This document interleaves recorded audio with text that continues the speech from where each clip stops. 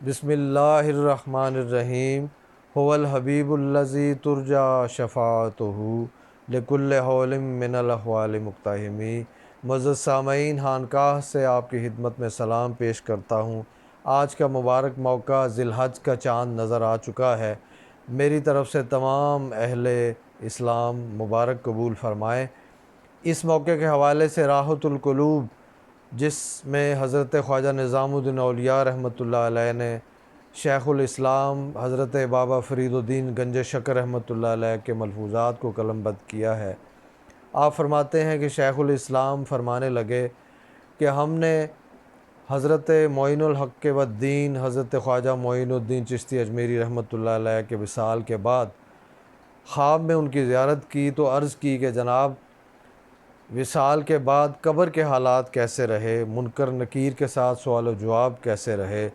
تو حضرت معین الحق والدین فرمانے لگے، اللہ کا فضل شامل حال رہا، خوش اسلوبی سے سارے مراحل طے ہوئے اور ہم کامیاب ہوئے، لیکن جب ہمیں عرش الہی کے نیچے لے کے جایا گیا تو عظمت و جلالت الہی کی وجہ سے ہم سجدے میں گر گئے۔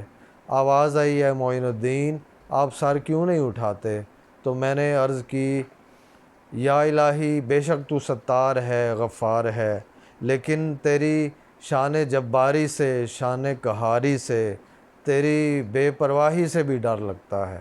تو اللہ تعالیٰ نے فرمایا کہ جو بندہ ہمارے کام میں مشغول رہتا ہے ہم اس کے کام میں مشغول رہتے ہیں، اور دوسرا وہ شخص جو ذی الحج میں سورۃ فجر کی تلاوت کرتا ہے اس کو کس چیز کا غم، اس کو کس چیز کا خوف ہے؟ اے معین الدین، آپ تو ذی الحج میں سورہ فجر کی تلاوت کیا کرتے تھے، تو اس تلاوت کی وجہ سے ہم آپ پہ رحمت کرتے ہیں، آپ کو بخش دیتے ہیں۔ تو معزز سامعین، ذی الحج میں سورہ فجر کی تلاوت کی وجہ سے اللہ تعالیٰ نے معین الحق والدین پر رحمت اور کرم فرمایا۔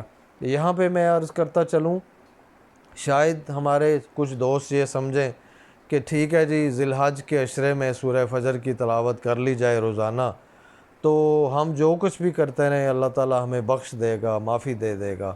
یہاں پہ ایک نقطہ اپنے ذہن میں رکھنا چاہیے کہ یہ جو اولیاء اللہ ہیں یہ اللہ کی رحمت کے دروازے ہیں۔ یہ کوشش کرتے ہیں ہر گناہ گار، ہر عاصی، ہر مجرم کسی نہ کسی بہانے اپنے رب کی بارگاہ میں سجدہ ریز ہو جائے۔ اس لیے ایسی کرم کی، مہربانی کی، فضل کی، رحمت کی گفتگو فرماتے ہیں، لوگوں کے سامنے اس طرح کی چیزیں، اس طرح کے آسان عمل رکھتے ہیں کہ شاید کوئی راہ سے بھٹکا ہوا، کوئی گناہ گار، کوئی عاصی، اس کو اللہ کی بارگاہ میں جھکنا نصیب ہو جائے، اور وہ خلوص کے ساتھ جھکا ہوا ایک لمحہ جو ہے اس کی بخشش کا وسیلہ بن جائے۔ تو یہ بزرگان دین دراصل ان وسیلوں کو رحمت جو ہے اس کو انسانوں کے لیے عام کرنے کے لیے اس طرح کی تعلیمات دیتے ہیں۔ تو یہ واقعہ بیان کرنے کے بعد حضرت بابا فرید الدین گنج شکر رحمۃ اللہ علیہ فرماتے ہیں کہ جو آدمی حج کی رات 2 نوافل ادا کرے اور ہر نفل میں سورہ فاتحہ کے بعد 100 مرتبہ آیت الکرسی پڑھے تو اللہ تعالیٰ ارشاد فرماتے ہیں کہ میں اس بندے کو ان 2 نوافل کی ادائیگی کے بدلے میں 1000 حج کا ثواب عطا کروں گا۔ تو معزز سامعین، اللہ کی بارگاہ میں دعا ہے کہ اللہ تعالیٰ اولیاء اللہ کے ان جو مہربانیاں جو انہوں نے ہم گناہ گاروں کے لیے ارشاد فرمائی ہیں، ہمیں ان کے ان اقوال پہ، ان کے ان وظائف اور افعال پہ عمل کرنے کی توفیق عطا فرمائے۔